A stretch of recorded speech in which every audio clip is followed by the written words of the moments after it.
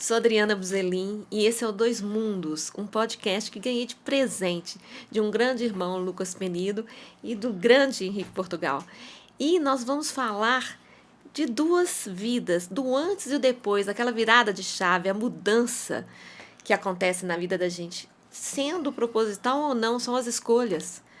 E aí, eu recebi do Lucas a proposta de entrevistar meu irmão Márcio, que é a pessoa que mais virou chave comigo. Foi a pessoa que mais mudou o meu mundo e que eu mudei o dele também, acredito.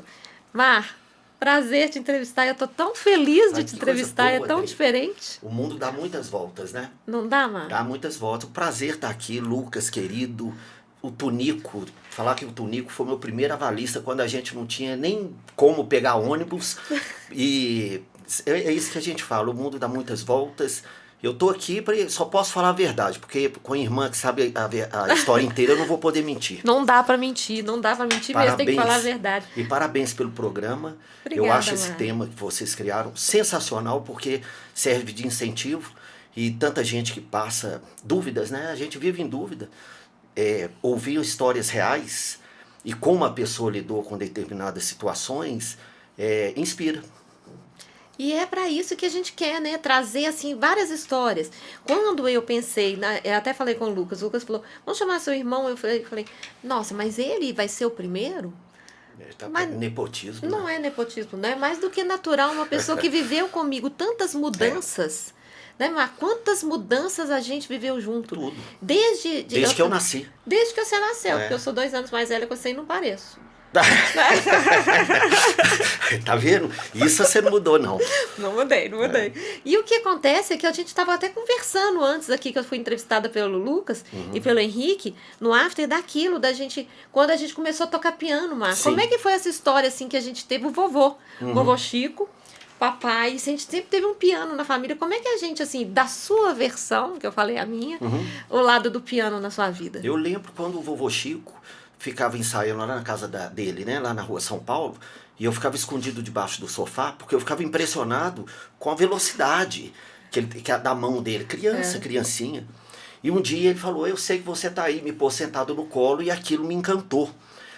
Além da gente ouvir muita música que a nossa mãe ouvia, nos LPs lá do Raul Seixas, o Roberto Carlos, o papai ouvia muita música erudita, muita, e ele me punha deitado assim no escuro e falava, isso aqui é uma trompa, isso aqui é um trompete. Isso foi desenvolvendo meu ouvido. A gente foi assistir a tia Maria Helena cantando no Palácio das Artes, é lindo. Então a gente teve um suporte, um padrão de referência de arte muito rico, e isso mostra o tanto que a cultura é importante para a formação do indivíduo, né? E aí eu lembro que a gente mudou para Brasília, que o papai estava trabalhando lá no Ministério de Minas e Energia, e chegou um piano de Curitiba, um Schumann, de uma tia dele, ou uma prima, e aí eu lembro que eu ficava tocando de uma nota até a outra, e a mamãe falou, Tarcísio, ensina esse menino a tocar alguma coisa, porque ninguém aguenta mais essa coisa. Aí eu lembro que ele me ensinou o comecinho de Jesus, Alegria dos Homens. Tinha outra música, Suzana. E aí a gente entrou na aula de piano com umas freiras, lá no Colégio Imaculada Conceição. Aí ali a gente começou aquela conexão com a música. Só passar L2 a gente já estava lá na Imaculada Conceição. Eu tenho muito boas lembranças de Brasília, muito boas. Eu acho que a gente teve, nessa fase da vida, uma infância muito feliz. Nossa, muito feliz. Assim, eu andava de patins, Marcinha andava de skate, passava debaixo dos caminhões. Aquela ladeira abaixo. Todo arrebentado, escorregava no asfalto, cheio de machucado. Todo machucado. E você era mais 2 anos mais velha do que eu, né? Pode falar, né? Ainda sou, né, mãe? Aí vai ser sempre. Vai ser você sempre. E ficava, ela me super protegia, mas também me batia. A única pessoa que podia bater em mim era ela. Então ninguém mais podia bater em mim. Eu era um boneco o boneco dela. E essa história da música foi assim que conectou, né?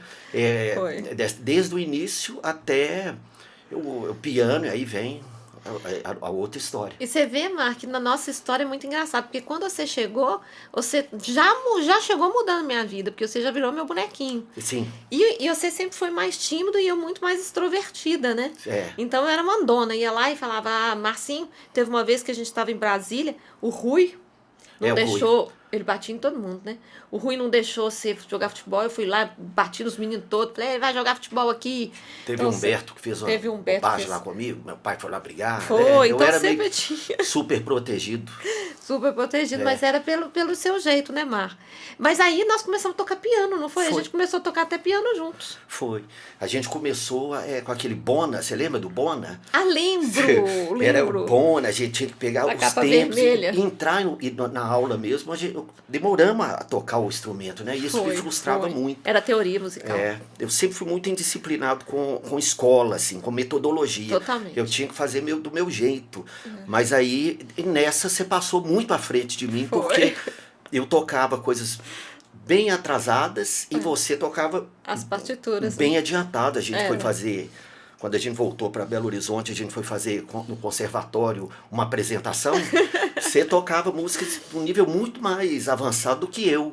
E a gente ia fazer de 4 mãos, você lembra? Lembro, e eu errei, né? Errou a última nota. Errei. Errou. E você só olhou pra mim assim. Tá tudo bem, né? Errou a última nota. E eu fiquei sempre tímida, porque você tocava... Que era assim, a gente ia pra aula de piano...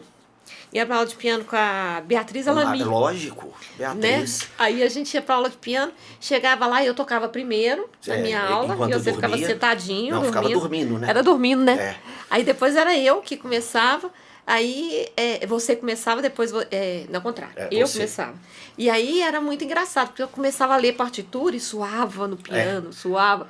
Você nem queria me dar a mão, porque minha mão ficava suada. Suada não demais. me dar a mão, não. Aí eu suava no piano de aflição.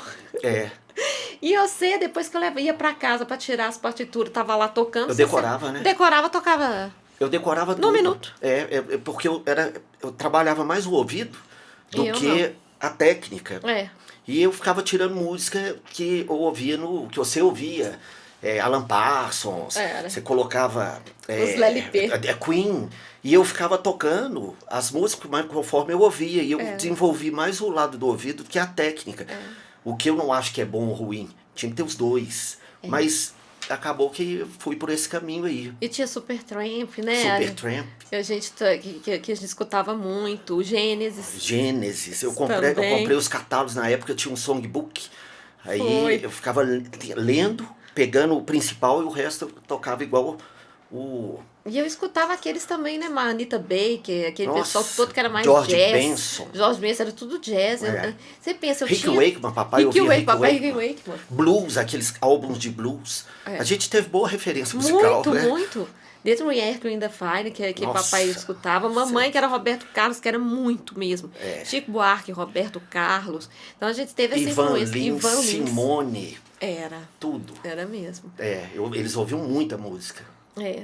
Marmi, como é que você... Aí você começou a tocar. Mamãe levava com aquele fusqueba dela, né? O fusca velho dela, o azul calcinha. Sim. Né? E levar você para tocar. E aí você decidiu começar a tocar na noite, que você começou a ter umas oportunidades. Você pulou um caminho importante aí, teve o Rock in Rio 1. Foi antes? Foi em 1985, né?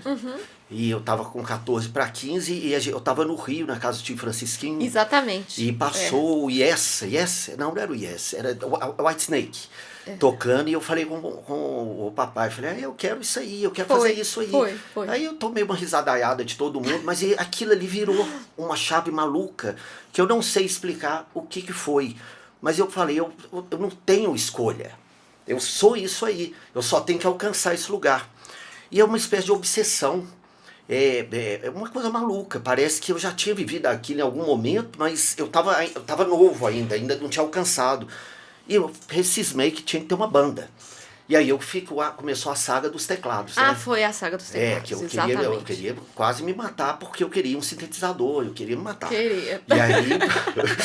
E aí foi. O papai me deu um Cássio pequenininho assim, o MT-68, um negócio desse tamanho assim, todos os sons eram iguais, mas eu comecei a entrar em banda, tinha aquela banda Montagem. Montagem. Com o Bernardo, Juninho, Exatamente, o Maninho. Maninho. E quando eu ia no ensaio, eu via aquele bando de maluco. É uma anarquia, né? Banda é. É uma anarquia. Eu falei, ué, esses caras aí, tem um negócio, eu acho que eu tô nessa onda aí. E eles ficavam lá muito doidos, eu era muito nerd. Muito Sempre nerd. fui, ficava cruzando peixe dentro do meu quarto, Você desenhando ficava. no teto. E Você aí eu ficava falei, pintando, né? O quarto inteiro, cheio de monstro. aí eu falei, não, eu posso continuar nerd, mas vou ser o nerd do rock, que pelo menos dá uma anarquizada. Todo tecladista é nerd. Se o Tonico falar que não é, mentira. Ele acabou de falar no podcast que ele era nerd. Ele é nerd, nós somos que ele nerds. ainda é nerd. Os nerds. E aí, aquilo eu queria, o sonho estava ali. Mas eu entendi que eu precisava ganhar a vida também. Porque a nossa vida ela nunca foi de mão beijada. Não, nunca foi. Então a gente, eu falei, a mamãe falou assim, você precisa tocar com quem te convidar. Para você aprender. E eu falei, então é isso que eu preciso fazer. Foi. Então todo mundo que me chamava eu ia. Eu era menor, eu tinha 16 anos, tocava de terça a domingo. Foi. Nos botecos. Nos botecos. Mr. Beef, Conversas. Pra não falar tomarrom, puteiro, é verdade. Eu só fui Tinha descobrir mesmo. que era puteiro na terceira semana de tão nerd bobo que eu era. Que eu falei pro Robson. Eu falei, O Robson Mato, baterista. eu falei, Robson, que estranho. O pessoal aqui só muda os homens, as mulheres são sempre as mesmas. Ele falou, tá brincando? Isso aqui é um puteiro. E nessa época o Marco Túlio, que sempre foi meu amigo desde 10 anos de idade. Você aguenta o Marco Túlio desde 10 anos de idade?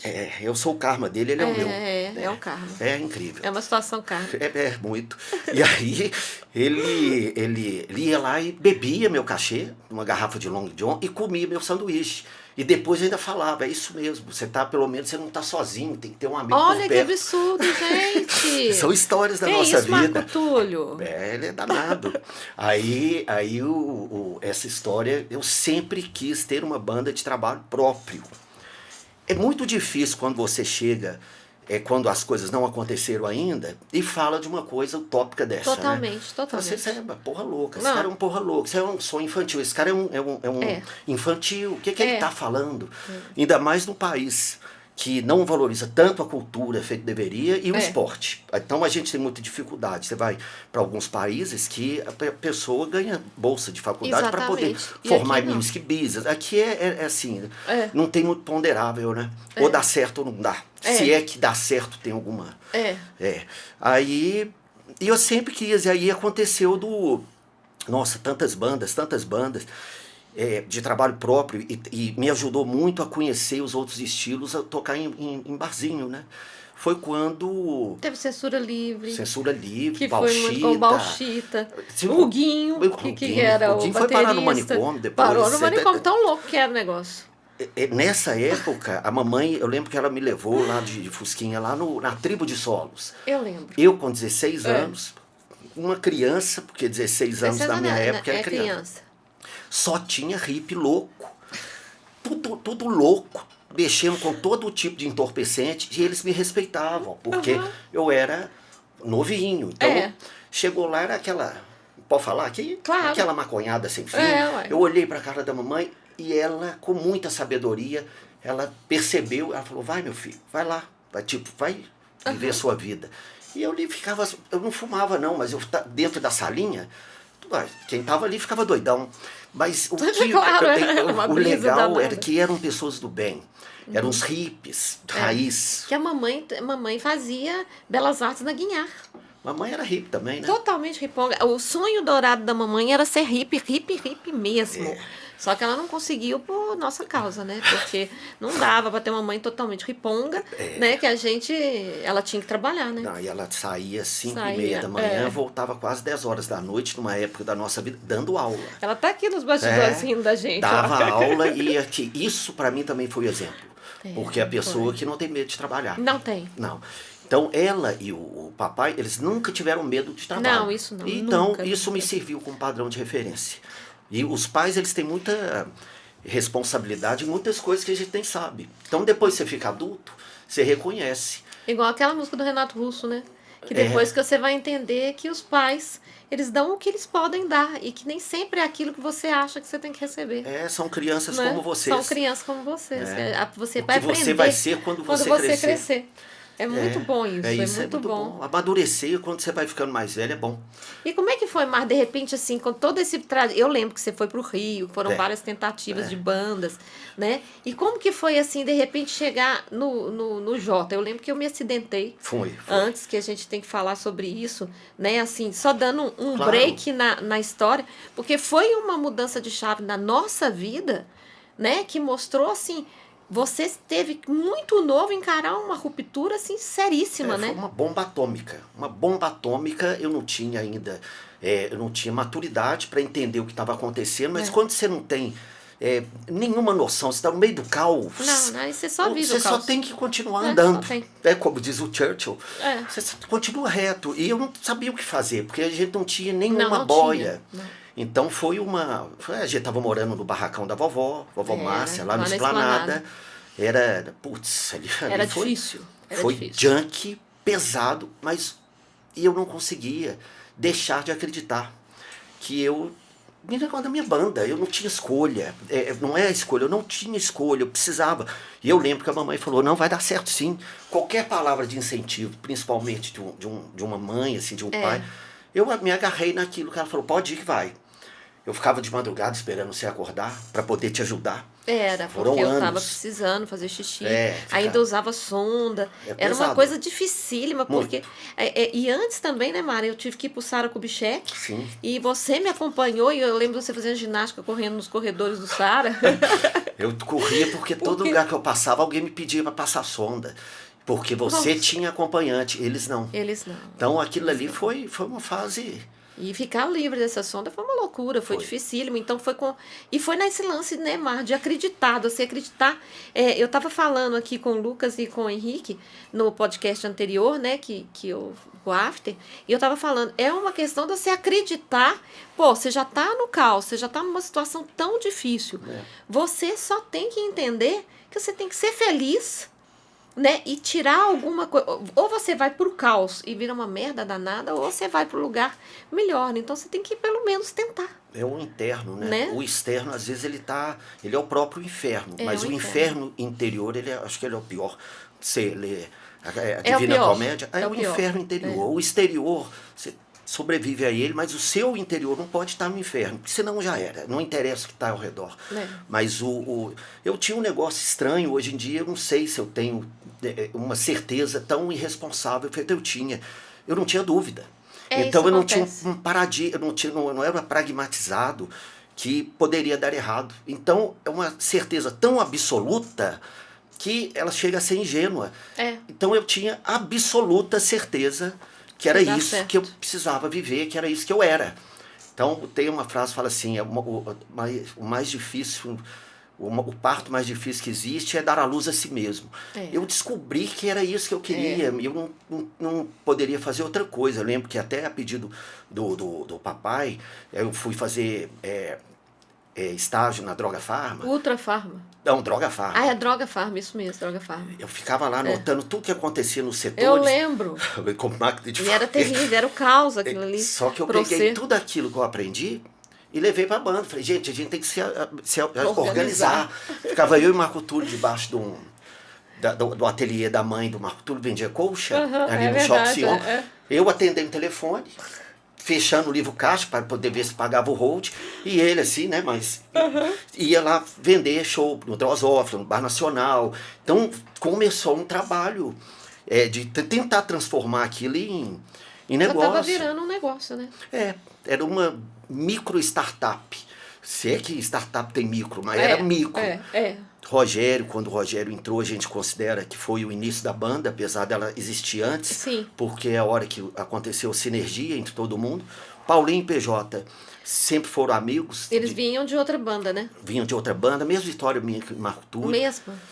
E o lado bom de uma banda é que você não tem responsabilidade sozinho, você divide ela. Porém, você tem que aprender a conviver com diferenças absurdas.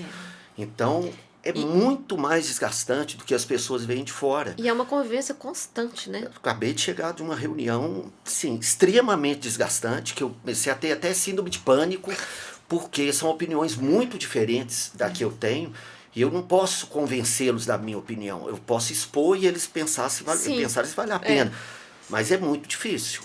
Porém, passaram 30 anos e a gente está aqui juntos. Quase 30 anos, né? Os 30 anos do que a gente começou a ensaiar na casa do Paulinho. E como foi esse start, Mar, da banda, assim, por exemplo? Você acha que foi o estar no lugar certo, na hora certa também? Isso tem a ver? Eu acho que estar no lugar certo, na hora certa, é porque você esteve tentando muito tempo. E a oportunidade vai aparecer em algum momento. Entendi. Se você está atento, você pega ela.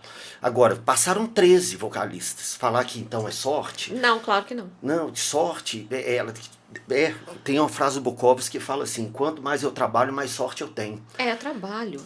É isso aí. E dedicação e estudo, né? Você lembra, a gente ensaiava Lembro. todos os dias. Todo. Todos os dias a gente ensaiava. Então, depois que eu estava falando com a Gabrielinha, eu falei, olha, na geração aí de uma menina de 23 anos, você já nasceu, o Jota já era famoso. Mas antes disso era assim. Porque as pessoas acham que a gente já nasceu com tudo resolvido. Já nasceu. Nada. Nunca teve problema nenhum. É. Ir pro palco é uma maravilha, tá todo mundo feliz e nunca fica doente, nunca vai ficar cansado. E não é um trabalho, né? Já virou uma diversão. Muita gente acha que o artista só diverte, né, Mar? É porque eles confundem cultura com entretenimento somente, né? O que é consumido, mas o que é construído por trás... eu acho que aí falando assim, eu acho que o mais difícil para o artista é entender que vive num mundo mercantilista. Então, se você não tiver uma parte do seu tempo dedicada ao administrativo, a entender como é a indústria, como é que funciona a indústria que você trabalha, isso dá um trabalho terrível, porque você vai contra o seu lado artístico e criativo. Aí, quanto mais dedica, você vai entendendo, e aí você consegue se posicionar para poder atingir alguma meta. Aí entra muita coisa misturada, não é só fazer a música. Fazer a música tem a ver com o dom. Exatamente. A música ela não pode ser feita com um objetivo, porque na arte a mentira não cola, né? Não, é criar, é mostrar, é sentir. Você tem que sentir. É ser. Você tem que ser. A não arte tem é ser. jeito. A indústria é pragmática.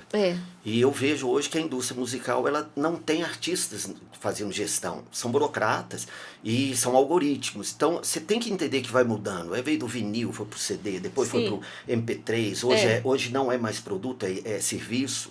Tudo isso você vai observando, vai te ajudando a posicionar para continuar. Porque a tendência das coisas se você ficar parado, você vai para trás. Vai.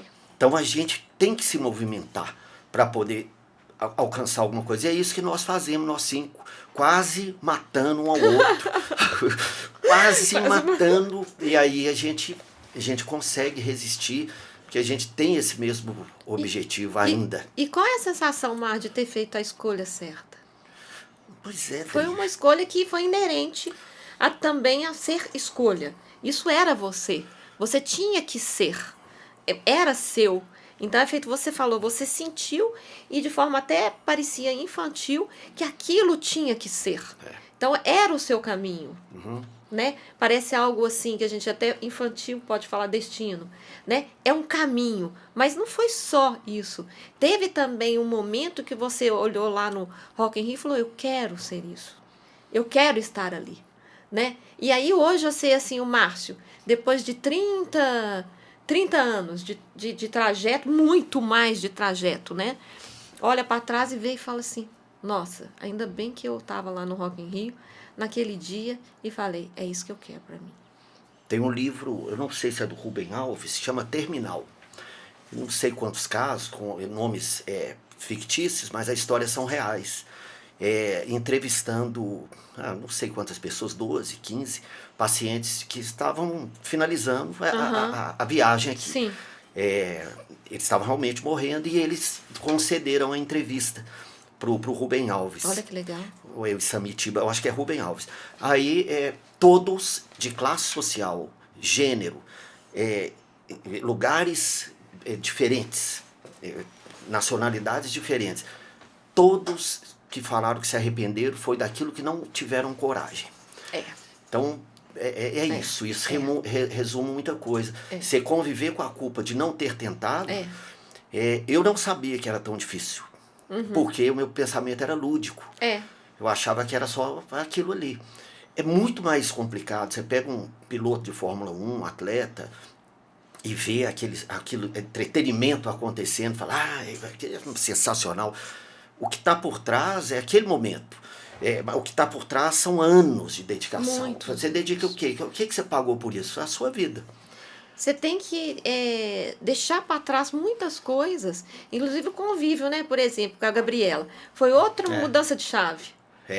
A chegada da Bila, né? Quando a Bila chega, a coisa muda, que é o fato de ser pai, né? Se tornou uma outra situação, foi um outro momento da sua vida que vira, né? Então, assim, você teve que abdicar de muito tempo de estar com ela, né? De estar com a sua família, de estar comigo, com a mamãe, com o papai, né? Com os cachorros, que você tanto ama, por conta de uma maneira de viver. Tem que abrir mão mesmo. Eu acho que uma banda é uma das coisas mais egoístas que existe, porque ela te toma todo para ela. Mas é o aprendizado de abrir mão também, de saber não querer tudo para si. Uma banda, você não pode querer tudo para si, saber dividir, saber ajudar. A Gabriela foi minha faculdade de vida, né? Porque eu, solteiro, na época, já não estava mais com a Fabi.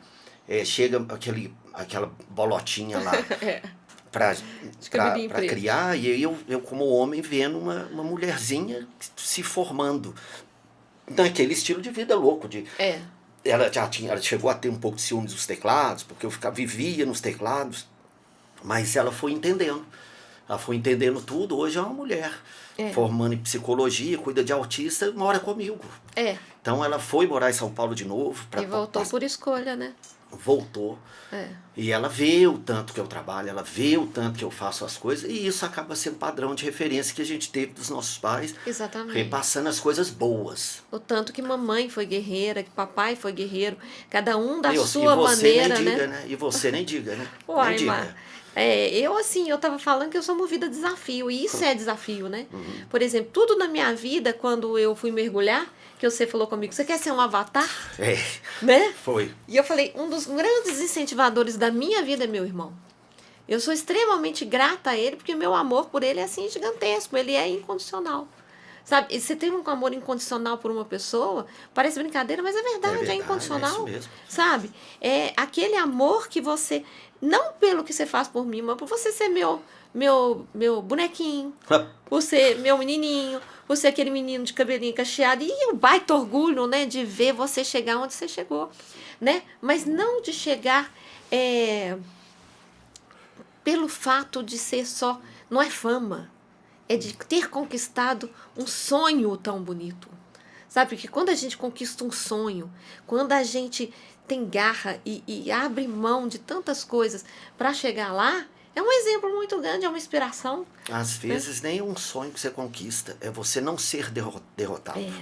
Eu tenho exemplos de pessoas próximas que só delas não serem derrotadas, e você é essa é uma vitória. Não é a vitória que os outros veem, não, é a sua vitória. Né? Então são padrões de referência individuais, mas é porque muitas vezes você é desafiado o tempo inteiro na vida em desistir, né? Fala assim, não, vou pelo caminho mais cômodo. E o caminho mais cômodo, ele não vai te levar para a construção. A zona de conforto não tira ninguém do lugar. O aprendizado, ele é constante. Então, hoje eu tenho alguns amigos que eu conquistei porque eu admiro muito eles. E eu considero eles os meus mentores. Então, eu não me visto de personagem, de banda, porque eu sou cara, nada disso. Eu vou para lá e peço ajuda.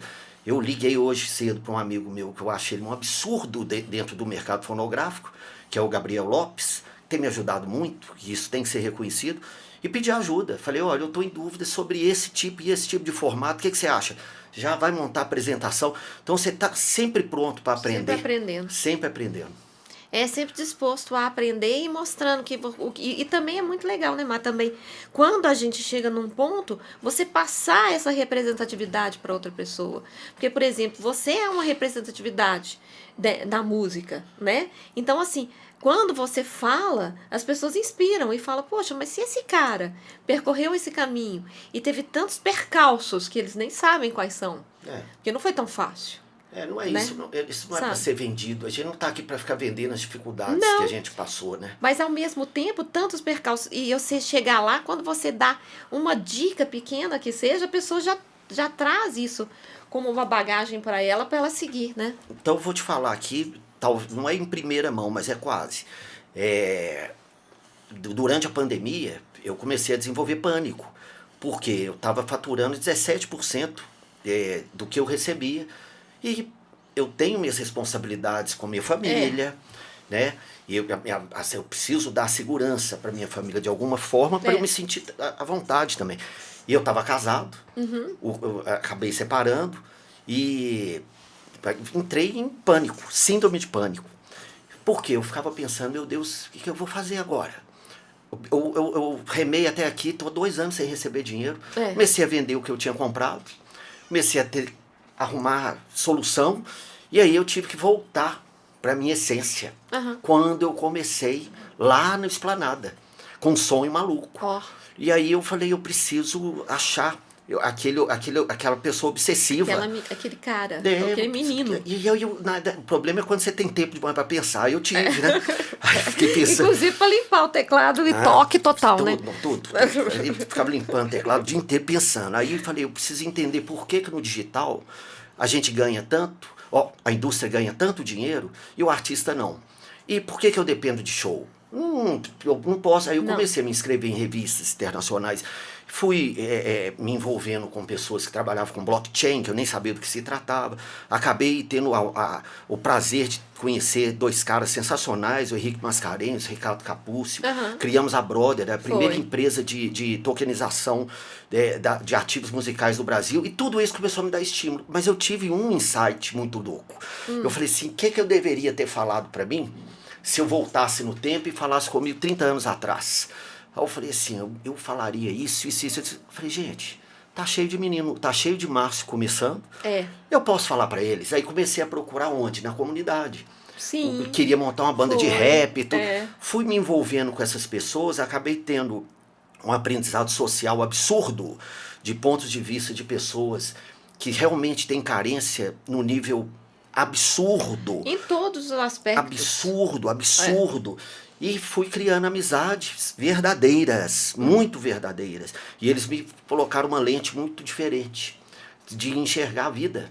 Porque, queira ou não, a gente vai entrando na inércia, né? E como é que você enxergou agora? Aí eu falei, eu não posso ficar aqui, depois de ter acesso a isso tudo, sem fazer nada. Eu falei, eu quero montar um estúdio aqui dentro, para Kika da Serra. Sim. E a gente está montando o primeiro estúdio móvel do país. Nossa. Agora vai sair esse ano. E a gente cadastra todos os artistas e os fonogramas. Os artistas vão receber o que eles deveriam receber numa indústria tradicional que faliu a gente. E agora está se readequando. E está sendo uma experiência maravilhosa. E aí eu tive acesso a estilos de música que eu tinha preconceito. Sim. E eu comecei a entender o contexto, que é funk, que é rap. Rap eu sempre gostei. Mas o funk eu não gostava, eu falei, nossa, funk é legal demais. Até eu tô no trap, né? Pois é. Então eu tô com esse projeto. Tamo junto aí, o Gabriel, eu chamei ele para me dar essa mentoria e vir junto comigo nessa empreitada. Que legal. Tá? Temos reuniões aí de incentivo para verba. Tem muita gente disposta a investir, mas não sabe em quem, se é legítimo. Sim. Então a gente está fazendo isso aí, é só um simbolismo, um estúdio dentro da comunidade. Porque o que a gente está fazendo é dando oportunidade para quem não tem. Nós, sou eu. Exatamente. No começo. Você vê que é uma coisa puxa a outra, né, Márcia? Você vê que você sempre vai descobrir novos caminhos. E esses caminhos sempre vão gerar uma nova realidade. Essa pandemia, né, feito eu estava falando, a pandemia serviu. Eu tive 2 pandemias, quando eu me acidentei, e a pandemia quando todo mundo estava na pandemia, preso, né? E aí eu fui cantar. Sim. Ninguém foda-se, quer saber? Foda-se. Se vocês acham minha voz ruim, eu vou cantar assim mesmo. Todo mundo, acho que a maioria das pessoas ligaram foda-se na pandemia, né? Porque Muita gente. A gente não sabe o que vai acontecer. Ligou, foda-se. E aí a gente teve uma outra visão, abriu um leque de possibilidades para outras coisas. Então, assim, é muito legal a gente poder passar essa representatividade, você passar para esse pessoal que está começando agora. Muito. Não, e eu me sinto realizado quando eles se realizam. Porque eu tô me sentindo útil. Parece que eu tô ajudando a mim mesmo quando eu comecei. Que legal. Na época, quem ajudou, a gente teve... O Skank, né, mostrou pro Jota que aquilo era possível. Eu lembro que eles passaram no MGTV, Marco Túlio me ligou, a gente estava lá no apartamento da vovó, da Guajajaras. Falou, olha aí, eu falei, eu tô assistindo. Ele falou, viu, é possível. Olha a força. Gente. Eles deram oportunidade pra gente abrir o primeiro show quando eles estavam bombados lá no Olímpia, sem avisar nada, a gente chegou com as perucas. Eu lembro, o Fernando Furtado é um cara que eu sempre vou agradecer, porque ele emprestou dinheiro do próprio bolso pra gente conseguir pagar o hotel, né? Que a gente precisava de grana para pagar o hotel, não tinha dinheiro para pagar o hotel. E ele emprestou, a gente pagou tudo. Apesar dele falar que não pagou, pagamos sim. Eu acho que ele tá querendo juros. Tá querendo, tá muito mimado, tá precisando tomar umas palmadas. Mas e o Skank deu esse braço pra gente. Então, acaba sendo exemplo de ajuda mesmo. Eu faço isso com muito prazer. Mar, nossa, eu assim fico tão feliz de você passar. Nossa, essa entrevista é muito linda, né? Porque a gente, irmão, ter vivido tanta coisa. E assim, o orgulho e a admiração que você tem por mim, e eu tenho por você, que é tão grande, que é recíproco, né? E assim, Mar, me fala, a última coisa, o que você falaria para um menino, Márcio, que tá lá atrás, que você tá falando para os meninos do morro, né? Que estão agora. Mas o que você falaria para o menino Márcio agora? Eu falaria assim, você tá certo. Pode continuar acreditando. Sai da fila do pão, não faça aquilo que todo mundo está fazendo. Seja você artisticamente legítimo, mas entenda onde você quer chegar. Se você tem que passar por uma tempestade que é saber que é a indústria e você tem que ter um conhecimento disso, se dedique. É isso. Muito bom. Obrigada, Mar. Obrigado, Dri. Obrigada, Mar. Eu te amo. Agora eu tô com a mão suando, ó. Eu te amo, eu também, Dri. Eu não vou pegar na sua mão tá muito suada. O mundo deu voltas. Gente, obrigada, tá? Agora vem o 2º episódio. Sigam lá a gente no Instagram. Vai ser uma delícia vocês estarem com a gente. E eu tô amando isso. Obrigada pelo presente. Um beijo. Boa, Dri. Boa. Ficou bom? Que bom. Falamos tudo. Falamos. Gostei. Gostou? Que bom.